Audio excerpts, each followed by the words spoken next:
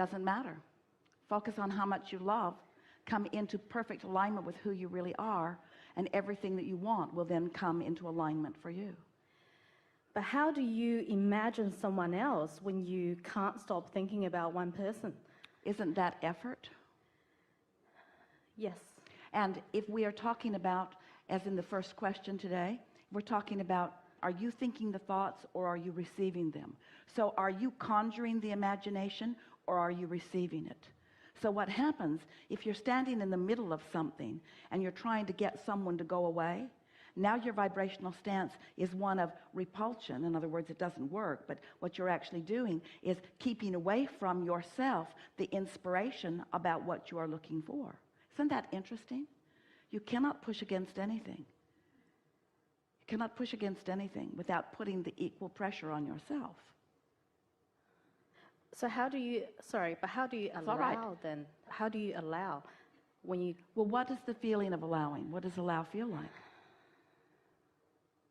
What is it that you're looking for in a new relationship? What are you wanting? Fun. Amazing experiences. Expansion. All right. So are you saying to us that given where you are standing, you cannot find that? I can. Then do that.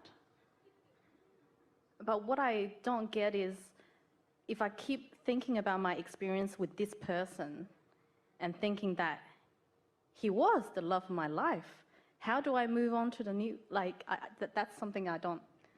Well, here's the thing. If you focus upon the aspects that are in harmony, that feel good as you focus upon them, then you continue to create the vibrational atmosphere that allows everything that you want to then flow into your experience. You see, we are appreciating this conversation because you are demonstrating the way a lot of people are still approaching what deliberate creation is. It feels like you are saying yes to you and no to you, and yes to you and no to you, and yes to this and no to this. And really you are, but you have been saying all of that for a rather long time, and you've created a consensus of who you are and what you really want. If you're having a lot of boredom, you're asking for a lot of stimulation. If you're having a lot of not fun, you're asking for fun. The life experience, the synthesizing, the sorting, the sifting through the contrast of life has caused you to identify in a vibrational way everything that you are looking for. And in fact, that's the reason that you are beginning to feel such dissatisfaction about where you are. Think about this. Because life caused you to create it to be more than it is.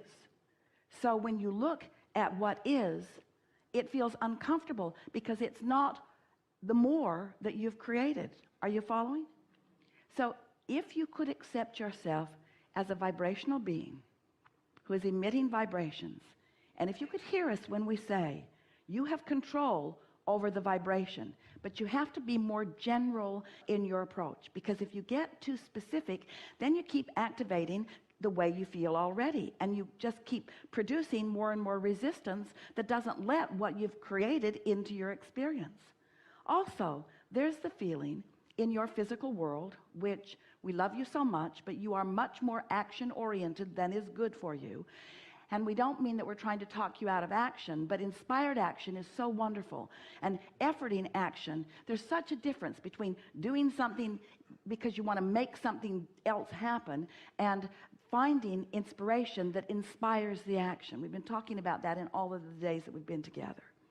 So when you accept that you are a vibrational being and that you live in a vibrational universe that is attraction-based, and you don't try so hard to omit this and include this and omit this and include this, because after all, you've been already doing that. You do that all day, every day. Your preferences are known by you and by all that is. So if you trust that you are a worthy being, and we know that takes some doing. We've talked more on this cruise about that than any other time that we've been with any other group of people, about how to create and prepare your personal vibrational atmosphere so that you are more allowing of what you've already created. Do you remember step 1, step 2, step 3? Do you remember it? And do you understand why we talk about creation in those 3 steps? Because the vibration of the asking is different than the vibration of the receiving. There's much more resistance in the process of the asking than is necessary in order to receive what you're asking for.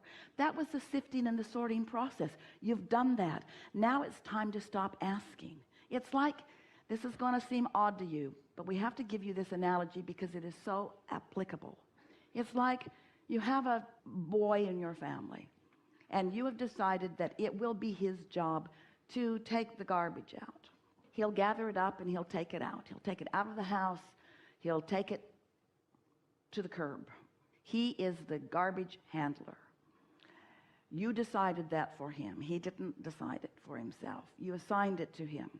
And so you ask him to do it, but no garbage moves anywhere. So you focus with greater clarity, and you decide that you're going to be more precise, more deliberate, more accurate, more meaningful, more direct. So you ask in a stronger way, but you are asking from your position of knowing that he hasn't taken out the garbage. So your words defy your point of attraction. Your point of attraction is all about no garbage is moving the way you want it to. So you use words, maybe even threats, maybe even power, and you can maybe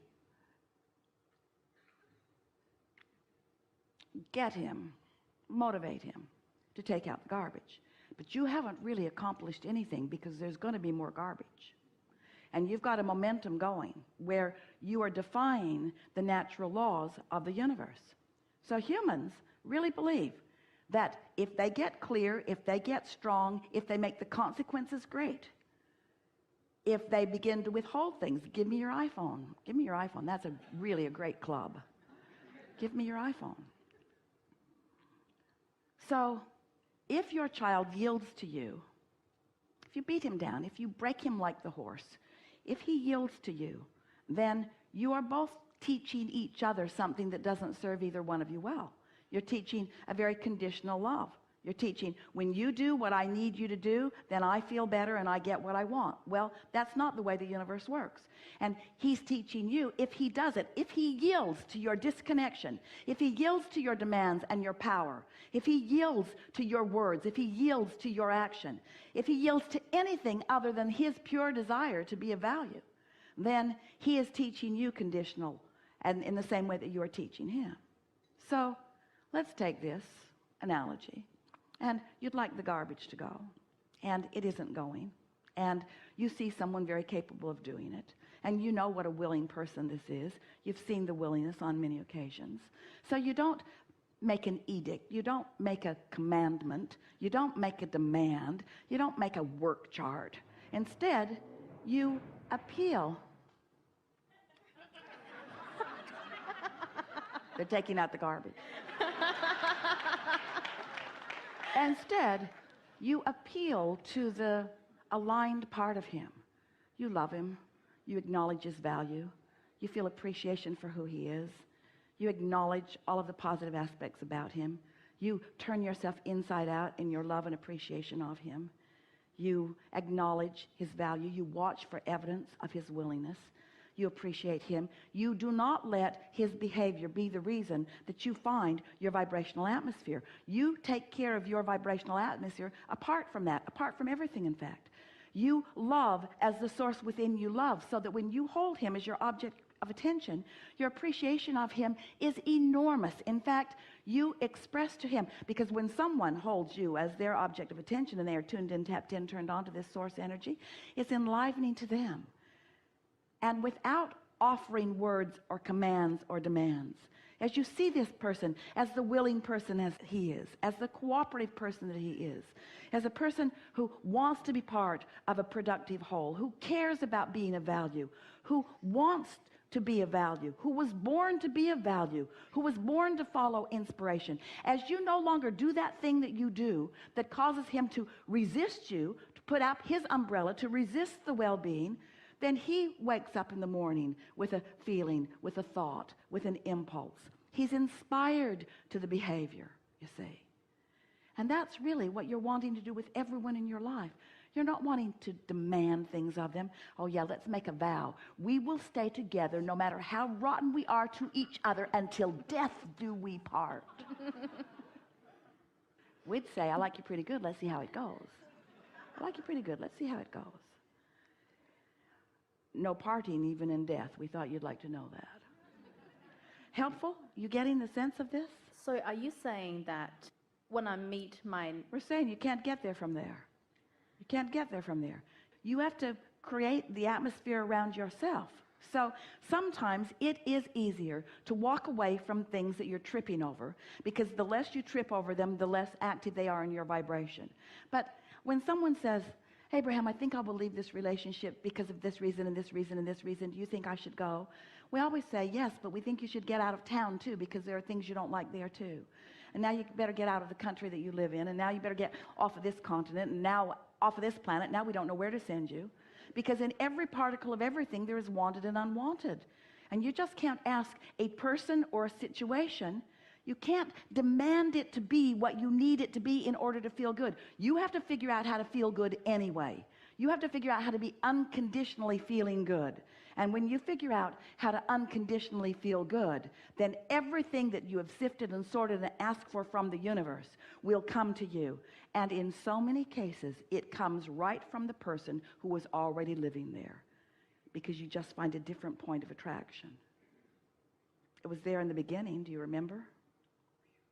It just got covered up with junk. So are you saying that Yes. when I get to that vibrational place that I should be feeling good, feeling great, etc., then my thoughts of I should have been with this person and we shouldn't be apart, and that sort of things would just... What we're saying is, when you come in sync with who you are, and you don't need others or situations or conditions to be different for you to find that place, then you're going to discover, first of all, what true freedom is, and then everything that you've been asking for will flow into your experience with such ease and grace and effortlessness and sure-footedness, and most significantly, you will be